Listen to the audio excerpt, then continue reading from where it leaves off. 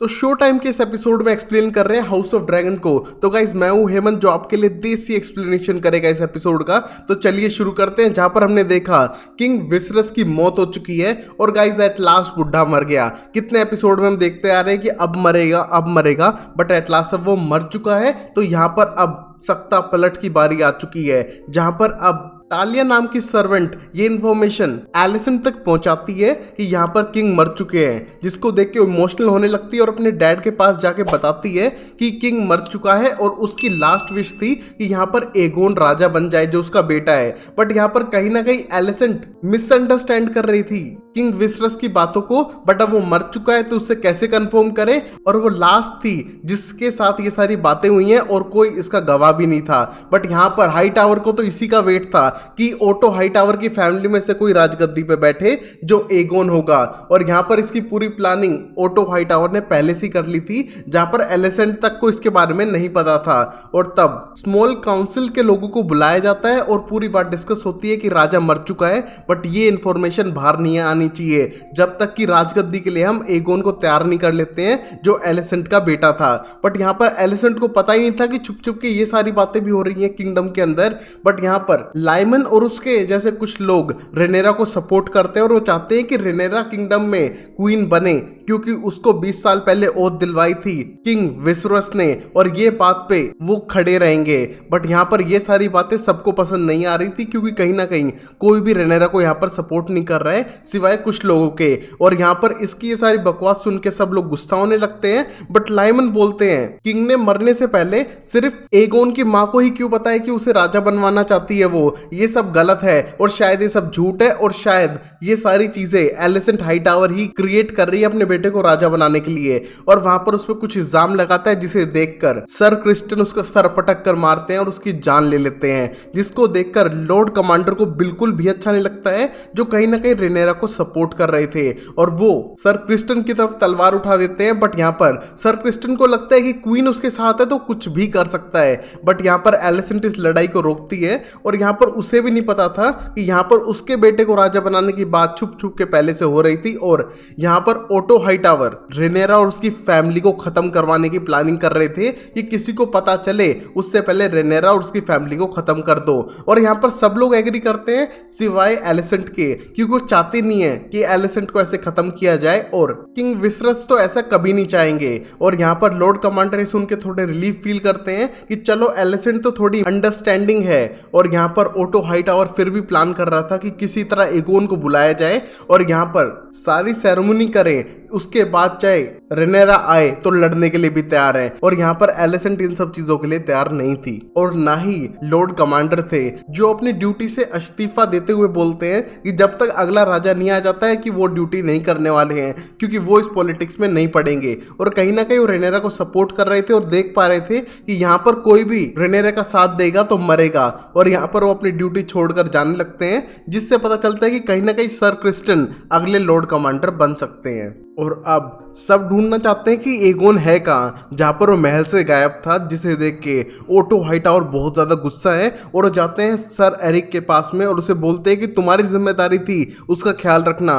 But वो चकमा दे के वहाँ से भाग चुका है, तो उसको लेकर आए बट किसी को पता ना चलने दे कि वो गायब हो चुका है। और यहाँ पर सिर्फ वो अपने ट्विन को ही ले जा सकता है अपने साथ में, जिससे कि बात फैले ना। और जल्द से जल्द एगोन को मेरे पास लेकर आओ, जहाँ पर ओटो हाई टावर अपनी बेटी पे भी यकीन नहीं कर रहा था इस मोमेंट पे और चाहता है कि एगोन उसके पास आए डायरेक्टली। और यहाँ पर उन दोनों ट्विंस को भेज देता है टाउन में ढूंढने के लिए, जिससे कि छुप के कपड़े चेंज करके जाने लगते हैं टाउन में एक जगह से दूसरी जगह ढूंढने के लिए कि एगोन मिल कहाँ सकता है। और वहीं एलिसेंट तक ये खबर पहुंचा दी थी सर क्रिस्टन ने, जहां अब एलिसेंट खुद चाहती है कि वो अपने बेटे को अपने डैड से पहले ढूंढ सके और यहाँ पर उसको अपनी तरफ रखे। और उसे अपने डैड ओटो हाई टावर पे भी अब डाउट होने लगे थे और उस मोमेंट पे वो सर क्रिस्टन को भेजती है कि सबसे पहले जाओ मेरे बेटे के पास और उसे पकड़ के मेरे पास लाओ।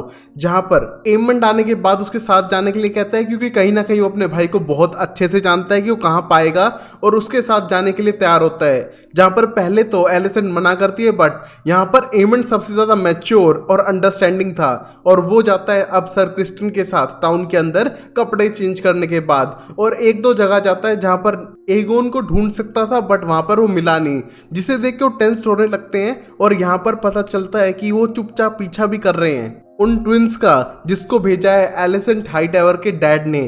अब हम उन दोनों ट्विंस को देख पाते हैं जो टाउन में ढूंढने लगते हैं, और उनके पीछे एक लड़की पड़ चुकी थी जो उनका पीछा कर रही है। और यहाँ पर दोनों भाई एरिक और एरिक हर जगह को चेक करते हुए एक प्लेस पे पहुंचते हैं जहां पर नॉर्मली एगोन टाइम बिताया करता था, जहां पर 10 साल के छोटे बच्चे लड़ रहे हैं एक दूसरे से, और सब लोग उनके ऊपर पैसे लगाने लग रहे हैं। जहां पर इन बच्चों के नाखून बड़े हैं, दांत पहने हैं, जिससे कि वो एक दूसरे को काट के मार भी सकें। और यहाँ पर इन बच्चों को ट्रेन किया जाता है जैसे कि वो लड़ें और एक दूसरे को खत्म करे। और यहाँ पर एक बिजनेस बहुत अच्छा फैल रहा था, और कहीं ना कहीं यहाँ पर टाइम बिताने लग रहा था एगोन, क्योंकि इससे पता चलता है कि वो थोड़े अजीब क्वालिटी का है और यहाँ पर राजा बनने लायक नहीं है। ऐसा एरिक अपने भाई को बोलने लगता है कि वो राजा वाली क्वालिटी नहीं रखता है। और यहाँ पर एक दो उसके नाजायज बच्चे भी हैं, जिसको देख के एरिक, जो ओटो हाईटावर को फॉलो करता है, वो बोलता है कि हमें ये सब जज नहीं करना चाहिए, वो अगला राजा होने वाला है, हमें उसे सर्व करना है, और ये सब मत सोचो। हम देखते हैं इस मोमेंट पे उन्हें यहाँ पर एगोन तो नहीं मिला था, बट वो लड़की जो इनका पीछा कर रही थी उनसे आगे एक्सप्लेन करती है कि तुम्हें अगर एगोन चाहिए तो तुम्हें लाना पड़ेगा ओटो हाईटावर को मिलने के लिए व्हाइट वॉर्म से, और शायद वो उसे जानते भी हो। और हम देखते हैं यहाँ पर ये दोनों पहले तो एग्री नहीं करते हैं, बट वो समझ पा रहे थे कि एगोन को व्हाइट वॉर्म ने पकड़ लिया है और यहाँ पर उसे छुड़ाने के लिए ओटो हाईटावर को लाना ही पड़ेगा। और यहाँ पर उस लड़की को फॉलो करने लगते हैं ये दोनों भाई, और वो जाने लगते हैं उस लड़की के पीछे जो व्हाइट वॉर्म को फॉलो करती है। और गाइस, व्हाइट वॉर्म ये वही लड़की है जो कभी डेमन के साथ रहा करती थी, और अब इसने अपनी पूरी पैसों से पावर इतनी बढ़ा ली है कि वो लोगों को किडनैप भी करवा पा रही है और बहुत सारी चीजों को मैनिपुलेट भी कर रही है। और अब वहीं पैलेस के अंदर हम देखते हैं प्रिंसेस रेनीस रुकी हुई थी, बट यहाँ पर देखते हैं कि उसके गेट खुल नहीं पा रहे थे, जिसको देख के उसे गुस्सा आने लगता है कि ऐसे गुस्ताखी क्यों कर रहे हैं लोग। वो एक प्रिंसेस है, बट वो खिड़की से देख पाती है कि कई सारे लोगों को इकट्ठा करके ले जाने लग रहे थे, जहाँ पर अब ओटो हाईटावर ने उन लोगों को बुला लिया था जो लोग कहीं ना कहीं रेनेरा को सपोर्ट करते हैं, और उनको साफ कर दिया है कि अब राजा एगोन बनने वाला है, और अगर वो साथ नहीं देंगे तो किंगडम के खिलाफ खड़े हैं वो। जहाँ पर सब लोग डर के झुकने लगते हैं, क्योंकि उन्हें पता है अगर झुके नहीं तो मारे जाएंगे। बट यहाँ पर कुछ लोग अपनी ओथ से टिके हुए थे, और जो उनने ओथ ली थी 20 साल पहले कि वो रेनेरा को ही क्वीन बनते हुए देखेंगे, उस चीज को डिनाई नहीं कर सकते हैं। जिस चीज को देखकर ओटो हाईटावर उन लोगों को जेल में पटक देता है, और यहाँ पर एक बंदा जो डर के बैठ चुका था वो मैनिपुलेट करता है चीजों को, जिससे कि वो अभी तो हार मान ले झुककर, बट वो बाद में यहाँ से भाग जाए। और यहाँ पर इन सब चीजों को ओटो हाईटावर और उसके लोग मैनिपुलेट कर रहे थे, जिससे कि एगोन राजा बन जाए, और अगर कोई खिलाफ खड़ा हो तो पहले ही खत्म कर दें उसे। और अब वही लोग जो रेनेरा को सपोर्ट करते हैं यहाँ से चुपचाप अपने हॉर्स पे भागने की कोशिश कर रहे थे, बट उसको लोग पकड़ के लेकर जाते हैं सीधा ओटो हाईटावर के पास, जहां पर उसको ब्लेम किया जाता है सीक्रेट रिवील करने का, और यहाँ पर उसको जेल में पटक दिया जाएगा। और इन सब में हेल्प कर रहे थे लॉर्ड लैरी स्ट्रॉन्ग, और यहाँ पर वो सारी चीजों का ध्यान रख रहे हैं कि सीक्रेट रिवील ना हो जाए कि अभी राजा मर चुका है, और यहाँ पर रेनेरा तक ये खबर बिल्कुल भी नहीं पहुंचनी चाहिए, और जो पहुंचाएंगे उससे पहले मारे जाएंगे। और यहाँ पर ये सब चीजों को मैनिपुलेट करते हुए पता चलता है कि रियल विलन तो ये है जो ओटो हाईटावर को हेल्प कर रहा था। और तभी हम देखते हैं पैलेस के अंदर ही एलिसेंट को, जो अभी किंग विसरस की बॉडी के पास थी और बहुत ज़्यादा इमोशनल होने लगती है, और वो ताज उसकी बॉडी के ऊपर रख दिया था। और यहाँ पर वो सीधा जाती है प्रिंसेस रेनीस के पास और उसे एक्सप्लेन करती है कि किस तरह राजा की तो मौत हो चुकी है, और यहाँ पर वो अपने बेटे एगोन को राजा बनाना चाहती है। और यहाँ पर लास्ट टाइम किंग विसरस के भी यही वर्ड थे, बट यहाँ पर प्रिंसेस इसकी बात पे यकीन बिल्कुल नहीं करती, और उसे पता है कि ये चीज़ों को मैनिपुलेट कर रही है और यहाँ पर शायद उसका साथ ना दे। बट तभी एलिसेंट एक्सप्लेन करती है कि कोई भी एक लड़की को राजगद्दी पे बैठा नहीं पसंद करेगा, और यहाँ पर हम लेडीज पीछे से सारी चीजें मैनिपुलेट करती हैं, तो हम पीछे रहें तो बेटर हैं। मुझे पता है कि आपको राजगद्दी संभालनी थी जो आपको नहीं मिली, और मेरे हस्बैंड को मिल चुकी है, बट यहाँ पर अब उसके बेटे की बारी है। और इस बात पे प्रिंसेस बिल्कुल भी यकीन नहीं करती और उसे सपोर्ट नहीं कर रही थी, जिन्हें देख के एलिसेंट समझ पा रही है कि अगर ये साथ नहीं देंगी तो अभी कुछ टाइम के लिए तो इन्हें कमरे में बंद ही रहना पड़ेगा और अगर उनके प्लान चेंज हो जाए तो उनके पास आ सकती है। जिसको देख के प्रिंसेस को गुस्सा तो बहुत आ रहा था, बट इस टाइम पे कुछ कर नहीं सकती है क्योंकि ना उसके पास अभी उसका ड्रैगन है, उसकी फैमिली उससे दूर है और लगभग उसके फैमिली के लोग भी मर चुके हैं। और अगर उसे ड्रिफ्ट मार्क की रानी बने रहना है तो कहीं ना कहीं एलिसेंट की बात माननी पड़ेगी। बट यहाँ पर प्रिंसेस अपनी बात पे भी टिकी रहना चाहती हैं, जिसकी वजह से उनकी सिचुएशन थोड़ी और बुरी हो रही थी। और अब मसारिया ओटो हाई टावर से मिलती है और बताती है किस तरह राजा मर चुका है और उसके पास इंफॉर्मेशन है। और अब वहीं मसारिया एगोन को देने के लिए तैयार है ओट हाई टावर को, बस एक डील रखना चाहती थी कि अगली बार से बच्चों के ऊपर स्लेवरी ना डाली जाए, उन्हें इस तरह लड़वाया ना जाए और ये सब चीजें अगले किंग के साथ में चेंज होनी चाहिए और इसी के बदले वो एगोन को वापस करेगी। और यहाँ पर ओट हाई टावर्स की बात सुनने लगता है, बट यहाँ पर मसारिया की खुद की प्रॉब्लम्स थी। ये किस तरह उसके पास कभी पावर नहीं थी, उसको कई बार बेचा और खरीदा गया। और यहाँ पर डेमन के पास वो इसीलिए गई थी कि उसको थोड़ा हक मिले, उसको पावर मिले और उसे डरना ना पड़े। और वो यही चाहती है वेस्ट्रोस के सारे बच्चों के लिए। और यहाँ पर ओट हाई टावर अभी के लिए तो उसे प्रॉमिस करता है कि हाँ, अगर एगोन किंग बन गया तो ऐसे रूल अप्लाई करेंगे। और यहाँ पर वो एगोन को सौंप देती है, जहाँ पर एगोन टेम्पल के अंदर नशे में पड़ा हुआ था। और यहाँ पर दोनों ट्विन लाने लगते हैं उसे, बट उनका रास्ता रोकने की कोशिश करता है सर क्रिस्टन और एमेंट, जो उन दोनों का पीछा कर रहे थे। और पहले यहाँ पर एगोन घर जाना नहीं चाहता, यहाँ वहां भागने की ट्राई कर रहा था और ऊपर से यहाँ पर सर क्रिस्टन लड़ने लगते हैं एरिक के साथ में। जहां पर टाइम मिलता है एगोन को वहां से भागने का, बट यहाँ पर एमेंट अपने भाई के साथ लड़ते हुए उसे पकड़ने की कोशिश कर रहा है, ये किसी तरह अपनी मां तक उसे पहुंचा सके। और उस मोमेंट पे हम देखते हैं एरिक का भाई एरिक उसकी हेल्प ना करके यहाँ से जाने लगता है, क्योंकि कहीं ना कहीं एगोन को किंग बनाना नहीं चाहता है। उसके हिसाब से रेनेरा एक बेटर क्वीन रहेगी जो पूरे वेस्ट्रोस को संभाल सके और 7 किंगडम्स को भी। और इस मोमेंट पे एमंड अपने भाई को पकड़ के जबरदस्ती ले जाने लगता है, जहां पर एमंड को रिक्वेस्ट करता है एगोन कि वो राजा नहीं बनना चाहता है,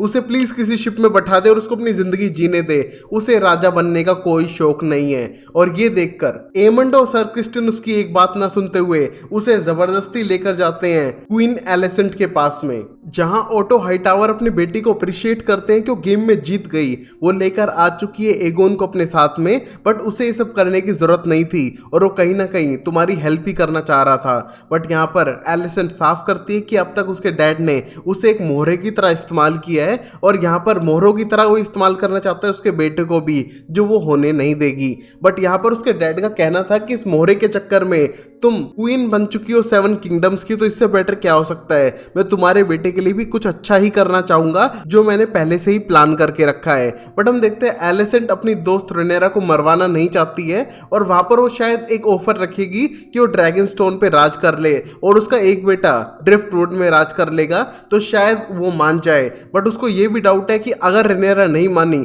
तो लड़ाई तो होनी है और उसके जो फॉलोअर्स है वो कभी भी चुप नहीं बैठेंगे और बात आगे बढ़ेगी।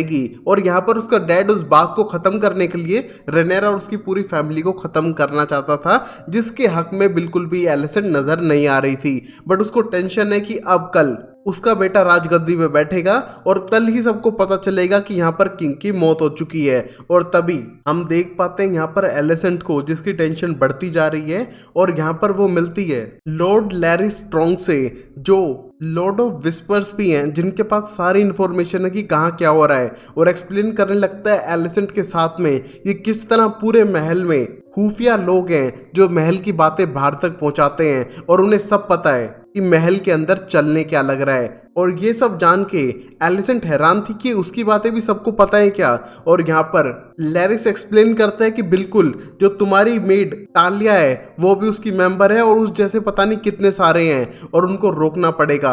बट कभी ना कभी ये तुम्हारे डैड के काम आए थे एडवांटेज के तौर पे, इस वजह से तुम्हारे डैड ने इस बात को छुपा कर रखा था अब तक। बट मुझे लगता है कि शायद अब इनको हटाने का टाइम आ चुका है, जहाँ पर कहीं ना कहीं लॉर्ड लैरिस हर चीज़ को कंट्रोल करने लग रहा था। और वहीं हम अगले सीन में देख पाते हैं मसारिया के घर के जलते हुए, जो कहीं ना कहीं लॉर्ड लैरिस ने ही जलवाया था। और यहाँ पर लॉर्ड लैरिस से काम फ्री में नहीं कर रहे हैं, बल्कि बार बार अजीब तरीके की हरकत करवा रहे हैं एलिसेंट से, जैसे कि उसके पैर को देखकर ही वो बहुत ज़्यादा एक्साइटेड हो। और ये मुझे सच बोलूं तो बहुत ही ज़्यादा क्रीपी लगा। और यहाँ पर लंगड़ा लॉर्ड लैरिस क्रीप है और बहुत ज़्यादा इविल भी। और फिर सब लोग टेंस्ड है, वेट कर रहे हैं कि अब आगे होगा क्या। और उस मोमेंट पे प्रिंसेस रेनीस के पास एरिक आ चुका है, जो अच्छे वाला टून है और जो रेनेरा को सपोर्ट कर रहा है। और यहाँ पर प्रिंसेस रेनीस को कैद देखकर उसे आज़ाद कराने आ चुका है और आज़ाद करा के चुपचाप पीछे के रास्ते से ले जाने लगता है महल के बाहर। और यहाँ पर उसने 3-4 गार्ड को मार दिया था और एक्सप्लेन करता है कि जो भी यहाँ हो रहा है वो बिल्कुल भी सही नहीं है और आपको मैं यहाँ से भगाना चाहता हूँ और आप प्लीज़ मेरे पीछे पीछे आते रहो। जहाँ पर कहीं ना कहीं प्रिंस रेनीस अपना ड्रैगन लेके जाना चाहती थी, बट यहाँ पर उसे एरिक एक्सप्लेन करता है कि वो ऐसा बिल्कुल भी ना करे, अभी बस यहाँ से सेफली निकल जाए तो ज़्यादा बेटर है और यहाँ पर शायद हालात आगे और ख़राब हो। और उसको ले जाने लगता है सिटी के बीच से चुपचाप कपड़े चेंज कराने के बाद। बट तभी टाउन में सारे लोग एक साथ इकट्ठा होने लग रहे हैं और यहाँ पर सारे गार्ड ने जबरदस्ती टेम्पल की तरफ ले जाने लग रहे थे जहाँ पर सेरेमनी होनी थी किंग की। और यहाँ पर प्रिंसेस रेनीस भी उसी भीड़ में शामिल हो चुकी है और वो कहीं से रास्ता काट के बाहर नहीं निकल पा रही थी, तो उसी डायरेक्शन में बढ़ने लगती है और वो सीधा जा रही थी टेम्पल के अंदर जहाँ पर ये सेरेमनी होने वाली थी। और तभी एलिसेंट अपने बेटे को लेकर सीधा जाने लगती है उसी टेम्पल की तरफ, जहाँ पर उसका बेटा समझता है कि वो नहीं बनना चाहिए राजा, क्योंकि कहीं ना कहीं उसे पता है कि 20 साल में उसका डैड चाहता था उसे उत्तराधिकारी बना सकता था, बट नहीं बनाया, उसने रेनेरा को ही रखा, तो शायद वो बनने के लायक नहीं है। बट यहाँ पर उसकी मॉम समझाती है एलिसेंट कि किस तरह लास्ट मोमेंट पे डेथ बेड पे उसने विश करी कि तुम राजा बनो तो तुम्हें बनना चाहिए। और वहां पर उनका फैमिली डैगर देने लगती है जो बहुत ही ज्यादा स्पेशल है और वो वलेरियन स्टील से बना है। उसके ऊपर आइसन फायर का पूरा सॉन्ग और हिस्ट्री लिखी हुई है। उसे थमाते हुए बोलती है कि अब तुम्हें राज करना है और यहाँ पर एक ही रिक्वेस्ट है, कल को रेनेरा हार जाए तो उसे कोई पनिशमेंट मत देना, बस मैं तुमसे यही रिक्वेस्ट करती हूँ। और कहीं ना कहीं एलिसेंट अपने डैड को इन्फ्लुएंस नहीं करना चाहती है उसके बेटे को, जिससे कि रेनेरा को कोई सजा मिले। और यहाँ पर उसका बेटा पहले तो बनना ही नहीं चाहता है, बट अपने माँ के कहने पर वो ये सब करने की कोशिश कर रहा था। जहाँ पर बहुत ज्यादा लोग इकट्ठे हो चुके हैं, सब लोग सेलिब्रेटिंग मूड में हैं और ओट हाई टावर बताते हैं कि किस तरह राजा की तो मौत हो चुकी है, बट यहाँ पर उनकी लास्ट विश थी कि उसका बेटा एगोन अगला राजा बने। जहाँ पर ये सब सुन के सब लोग खुश होने लगते हैं और यहाँ पर एगोन पूरी सेरेमनी के लिए आ चुका था, जिसको देख के एलिसेंट हाई टावर और ओटो हाई टावर बहुत ज्यादा खुश थे। और तभी ये सारी सेरेमनी देख पा रही थी प्रिंसेस रेनीस और देखने के बाद टेम्पल के नीचे की डायरेक्शन में जाने लगती है जहां से वो भाग सकती है। और इस मोमेंट पे हम देखते हैं पूरी सेरेमनी कंप्लीट होती है, बट तभी सब कुछ हिलने लगता है और पता चलता है कि जमीन के नीचे से तोड़ते हुए रेनीस आ चुकी है अपने ड्रैगन पे बैठकर और यहाँ पर चारों तरफ तबाही मचा दी है। और पता चलता है कि इस टेम्पल के नीचे ही यहाँ पर ड्रैगन रहने लग रहे थे और अब प्रिंसेस अपने ड्रैगन पे आ चुकी है, जिसको देख के लोग यहाँ वहाँ भाग रहे हैं डर के। और वो ड्रैगन को लेके सीधा एगोन के पास आ चुकी थी, जिसे देख के एलिसेंट अपने बेटे को बचाने के लिए सामने खड़ी हो जाती है और उसे लगता है कि कहीं ना कहीं अब प्रिंसेस सबको जला देगी, एक वर्ड कह के ड्रोकारिस। और हम देखते हैं अगले ही मोमेंट में प्रिंसेस ऐसा करने ही वाली थी बट नहीं करती है और यहाँ से ड्रैगन को लेके चली जाती है, जिसे देख के एलिसेंट को बहुत रिलीफ मिलती है। बट गाइस अब क्या करेगी प्रिंसेस यहाँ से जाने के बाद? क्या वो रेनेरा को बताएगी या फिर वापस आके अटैक कर सकती है? देखते हैं अगले एपिसोड में। तब तक के लिए वीडियो को लाइक करो, चैनल को सब्सक्राइब करो और देखते रहो शो टाइम अमेजिंग सीरीज के लिए। तब तक के लिए टेक केयर, बाय बाय, साइनर एंड टाटा।